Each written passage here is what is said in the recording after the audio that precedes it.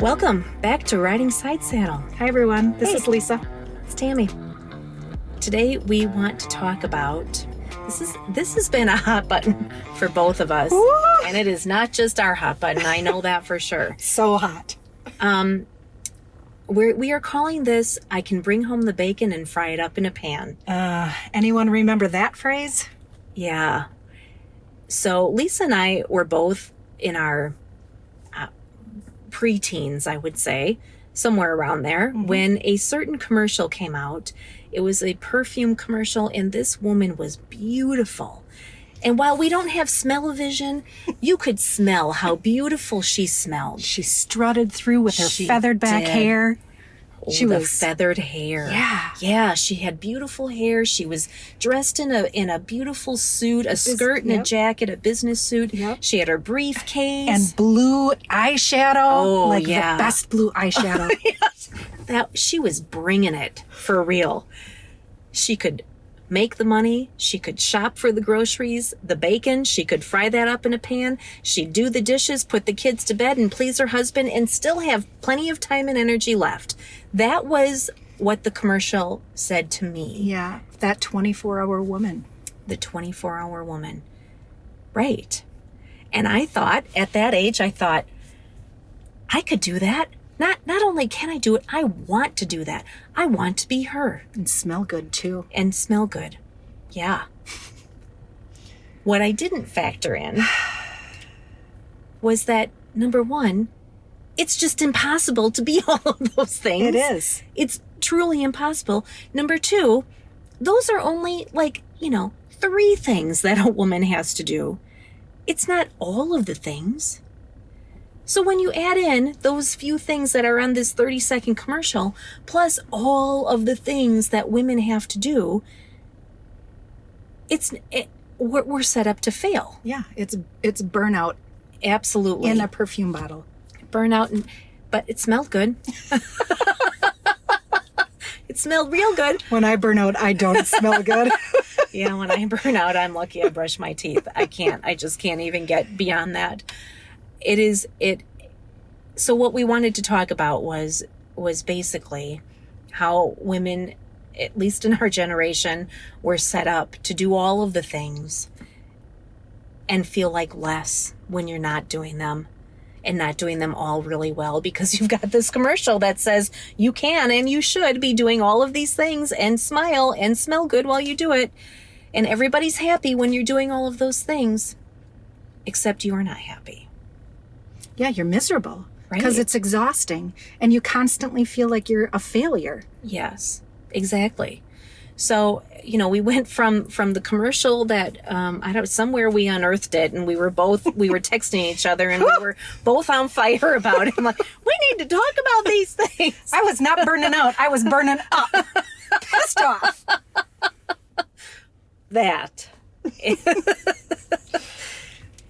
So, we, as part of this, and this has been coming up a lot, I think, in the last couple of years because of COVID coming to the surface, and roles and responsibilities have really they had been assumed. They had been assumed for a really long time, where you just kind of like, this is part of the gig.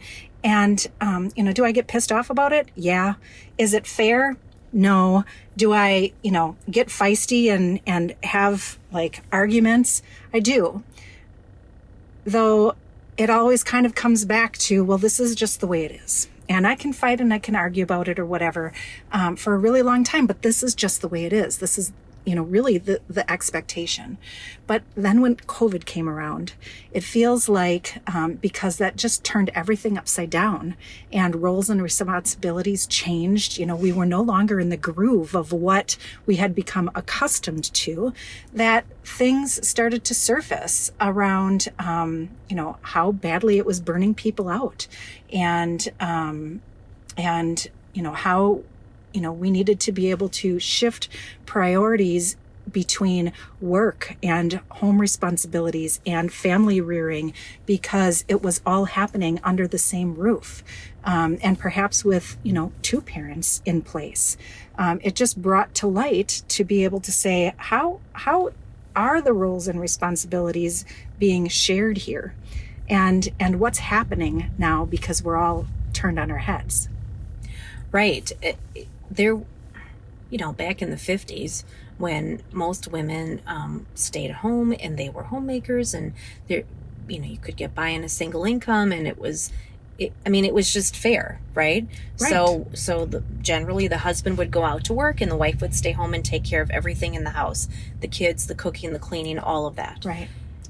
And then women were like, so yeah, this kind of sucks. Yeah. Why do I have to be the one to stay home and not have a career and not feel fulfilled and not do have the my things own that, money and right, credit card exactly, ability, and be able to have some freedom to exit a bad relationship if that's what was required, right? Like, right. I get why it happened. I do too. There was absolute reason for it. But we didn't adjust the roles at home then. So we raised men. We had boys, and they were raised to see that women stayed home and they did everything at home. And then the next generation went, well, maybe I don't want to stay at home, mm-hmm. or maybe I can't stay at home. Right. But the men were still like, well, that's not my job. That's what my mom always did that. Right. And then we raised another generation where, well, maybe mom was gone at work during the day, but she still did all of the things at home. And I feel like the roles just haven't necessarily caught up with the fact that we need two-income households, oftentimes. Agree. And divide those roles a little more equally. And COVID did bring a lot of that to the forefront. Women were having higher burnout rates by far compared to men because they were tasked with working their full-time job from home, right, taking care of the kids and making sure that they were doing, getting on their Zoom meetings for school and their homework and doing all of the things. Nobody got to leave, and everybody, all of that pressure. We were all in this pressure cooker, but women were tasked with that as the main caregiver, or what's the newer term? Default parent. Mm-hmm. And it became even more apparent. Mm-hmm. Well, you saw even in the news where they were talking about how many women were having to leave the workforce because they can't do all those things. We couldn't manage it as a society in that high extreme pressure environment where and my children are no longer being actively taken care of by someone else in the school system. And now I'm responsible for doing that, right? Multiple children's daycares were closed. Like, somebody has to be able to support that. Right. You can't just stick kids in front of a TV all day and think they're going to stay there, because they're not. Right. And that's not good for their health and development either, even if they would just stay sitting there, which they won't. Right. Not for, weeks and months and, a year or so. It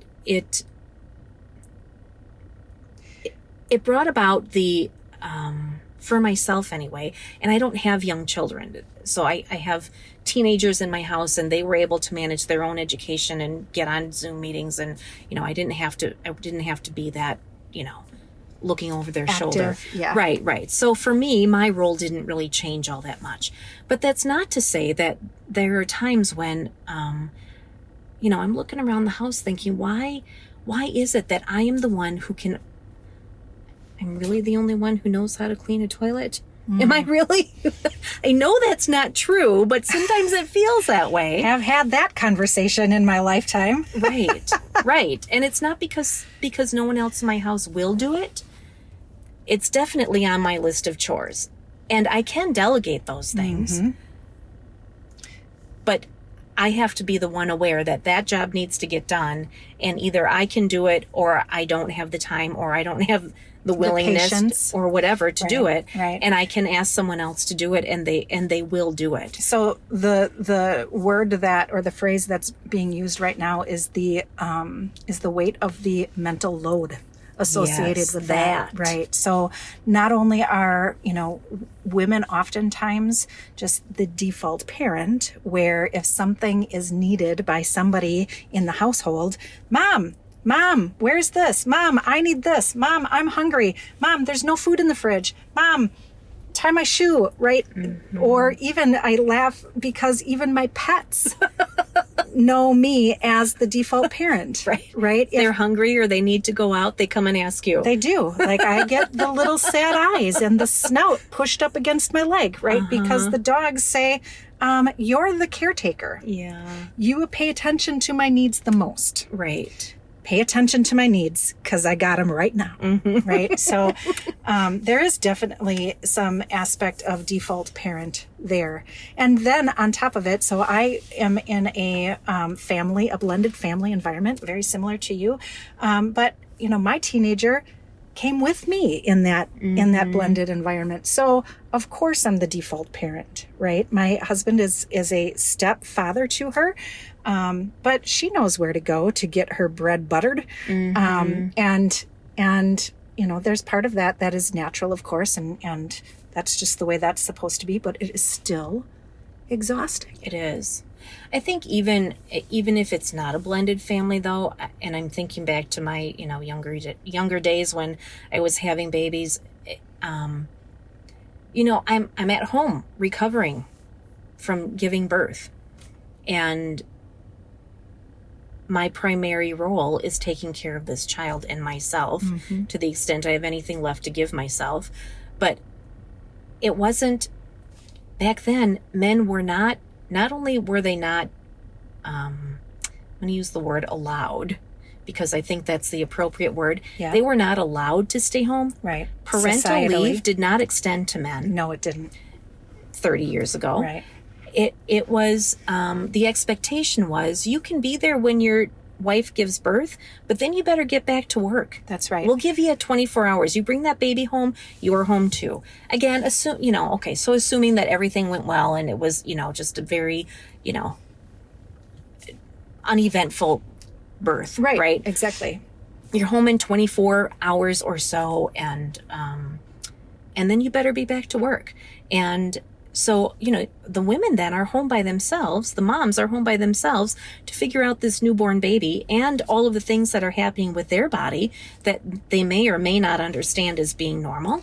And because they are there with this newborn and learning this new person's needs and wants and schedule and all of those things, and the dad is missing out on that. Right. Because he's expected to be at work. Right. So you become the default by default. Right.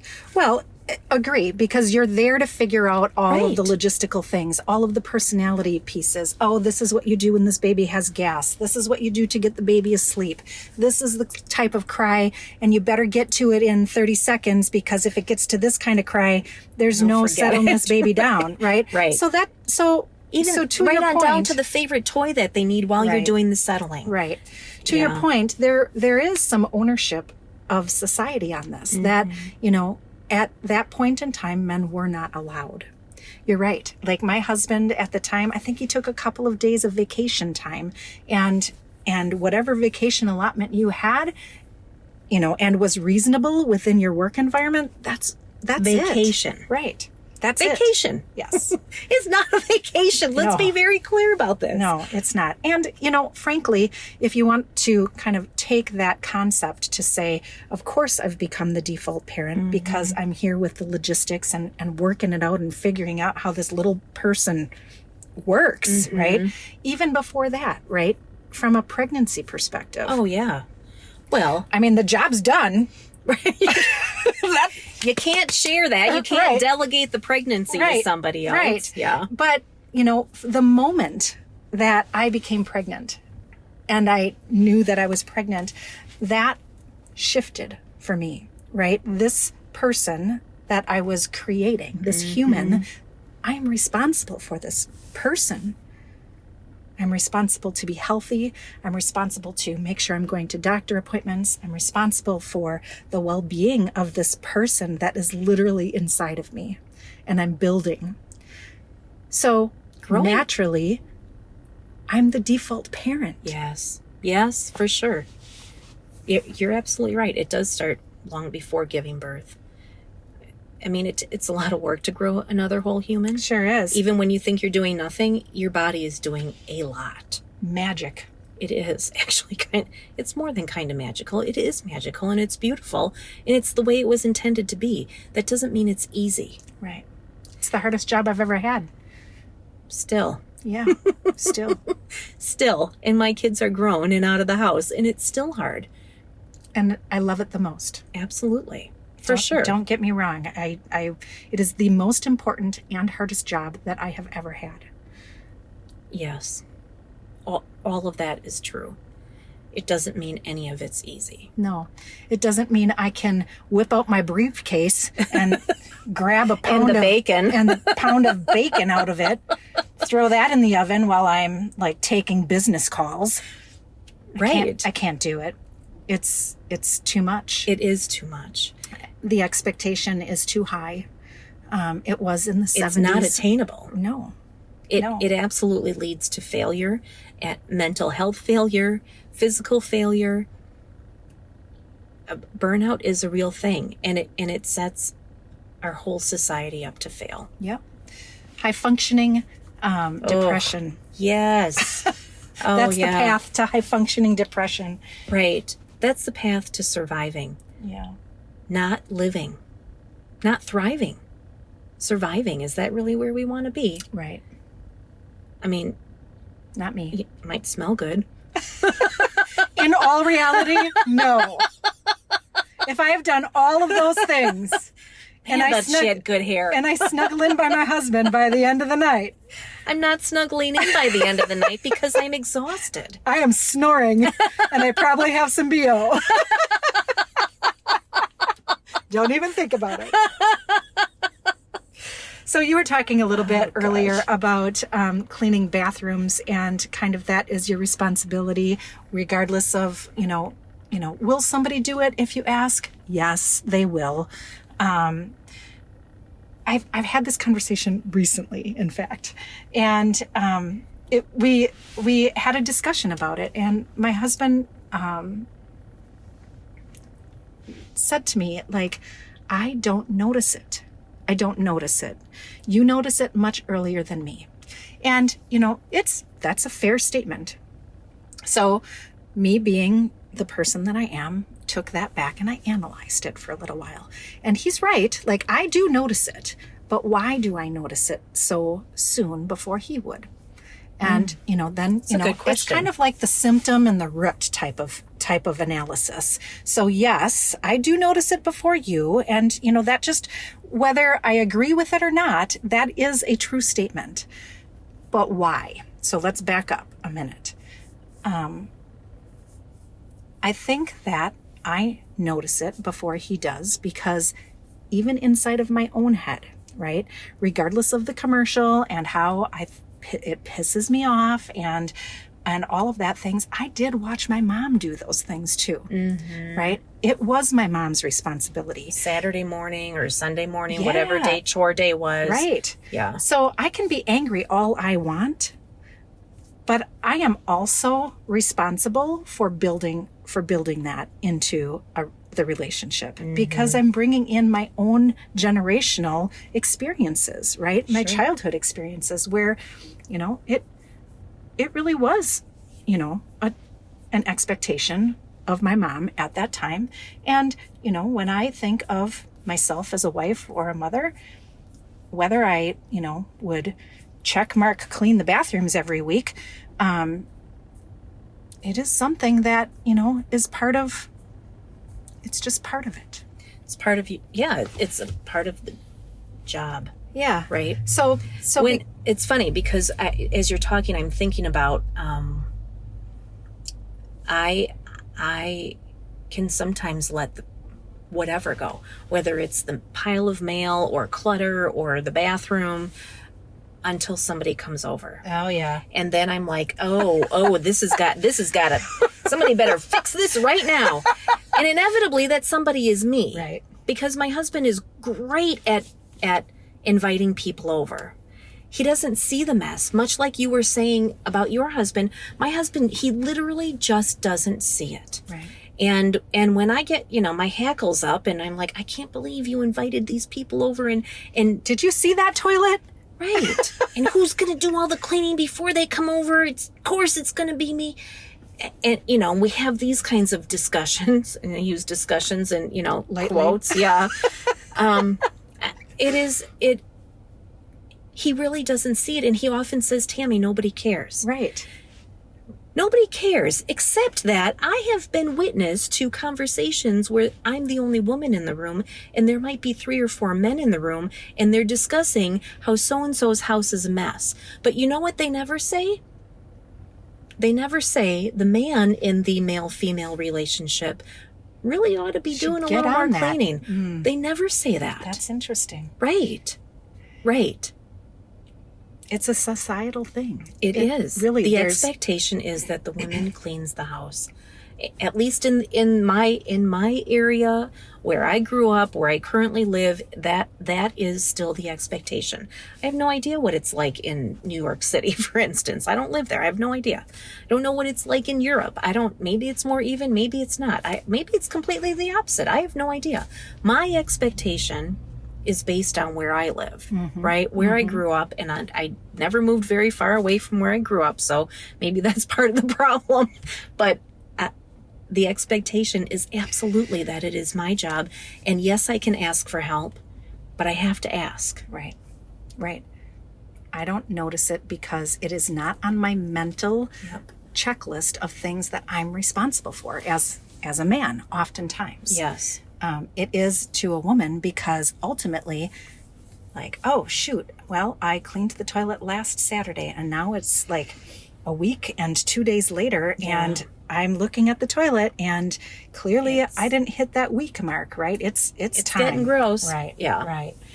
But that's on my mental list. Now, for instance, there are responsibilities that my husband often has. And I don't really have to worry about it. I don't have any mental check marks in my head to say, it's Wednesday morning. I need to have the garbage out to the curb by 7:15. Do I think about it on Wednesday mornings? No, I don't either. I don't. Wednesday is also our garbage day, and I wake up and it's taken care of for me. My husband gets up before I do, so he just does it when he goes to work, and I don't even think about it till I hear the garbage truck outside, and I think, oh, the garbage. Oh yeah, Josh took care of that. Right. And if it didn't happen, then I'm like, oh, well, hopefully next week. Hopefully it's not in summer in Wisconsin, right? Because it's going to be bad by next week. Well, but I don't have to worry about that. Right, because I don't take the garbage out of the house either. On occasion I do, but mostly I don't, honestly. Right. So we still have a division of household chores, even if we've never really talked about those things. I mean, I play a part in this too. It's not, I can't really blame any one person, right? It's not because I have a terrible husband. No. I don't. I have a great husband. Right. He does a lot of things around the house. Right.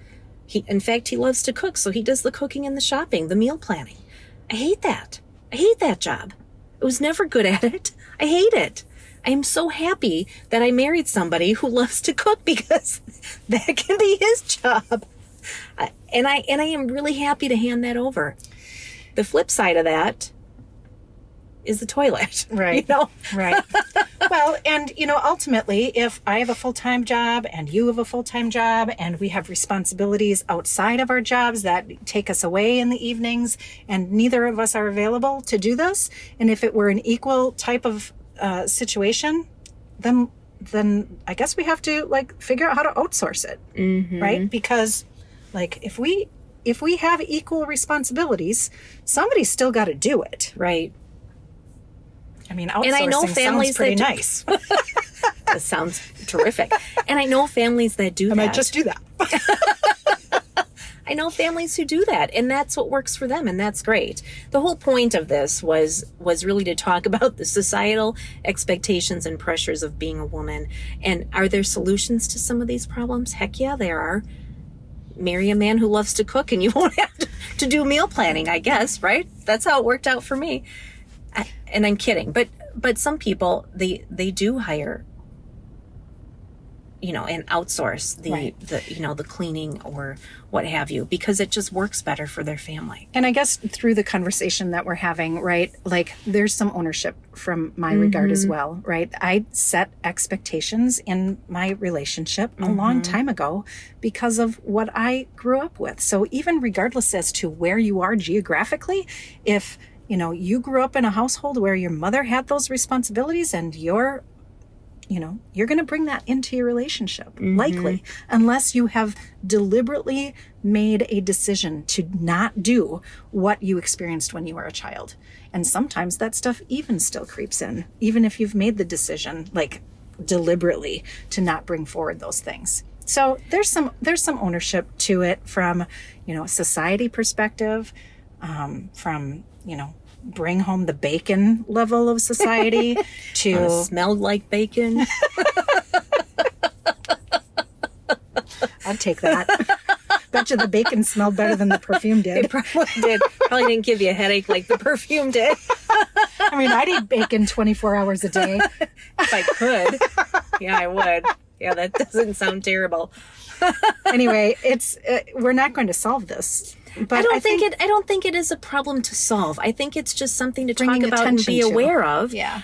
I mean, the problem is the toilet needs to get cleaned. That's the problem. It is.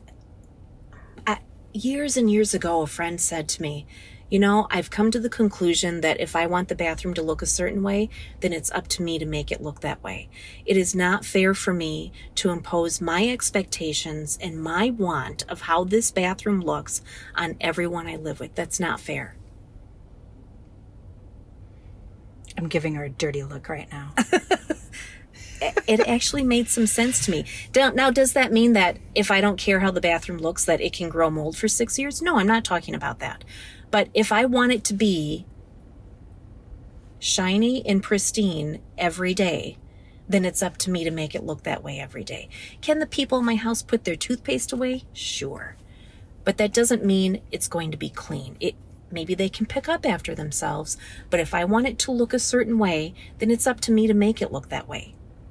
I'll think about that the next time I'm restacking the dishwasher. Oh, I never restack the dishwasher. It goes the way it goes, and I will turn it on just like that. It doesn't even matter. I don't have to watch it wash. Lord Almighty. Oh, Lisa, you gotta let that shit go. Who cares? They're in there and they'll get clean. Who cares? Sometimes they won't get clean because the bowl's turned the wrong direction. Who's going to have to clean that shit up? Whoever put it in The default parent. Unless it's a matter of playing Jenga in the dishwasher so I can get more dishes in. Good Lord. It gets run however people put it in there. I'm just thankful it wasn't all stacked on the counter. I'll run another load tomorrow anyway. What difference does it make? Fine. Well, you could let that one girlfriend, just let that go. Worry about that dirty toilet before I worry about the dishwasher not being stacked right. Fine.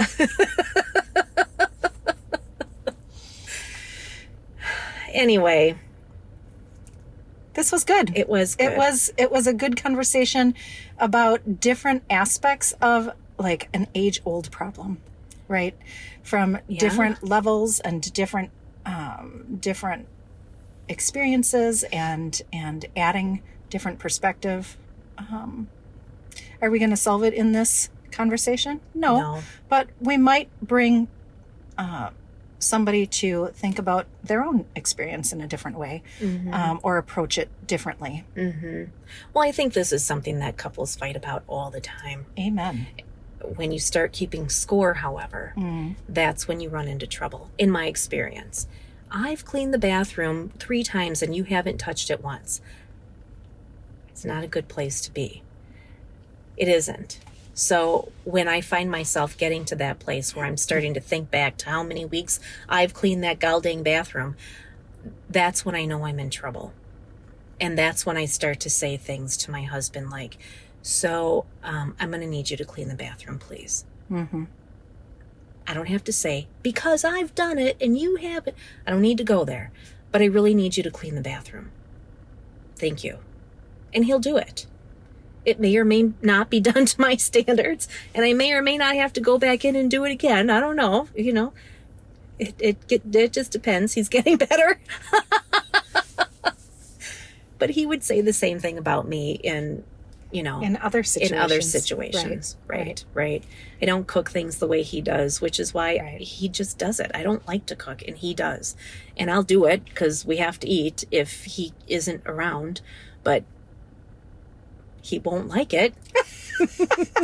He won't like the way I do it, so it's better for him to just do it. Yeah. And some of that translates to the bathroom too, until I start feeling resentful. I just need a break this week. Could you please clean the bathroom? Fair enough. And on occasion, I'll go to the grocery store. Mm-hmm. I don't know. I feel like it's going to have to be on somebody's list. It's a trade-off sometimes. Mm-hmm. Mm-hmm. Anyway, that's about all I got to say about that. Me too. All right, then. Thanks for the commercial. Thanks for the walk down memory lane. Yeah, I guess. Thanks. Bacon still smells better than perfume. Sure does. This is Riding Side Saddle. See ya.